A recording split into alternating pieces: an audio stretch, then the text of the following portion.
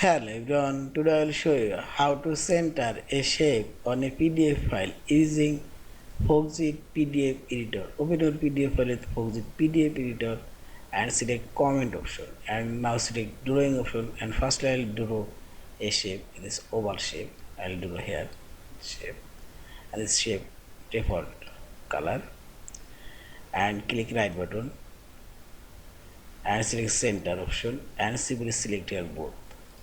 As the shape now center on this page, again I put anywhere, and this right sidebar also here you will find this center here, and also you can center this vertically and this horizontally.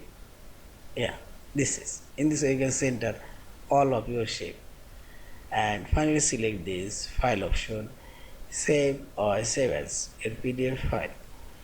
Thank you for watching. Please subscribe, like, share and comments.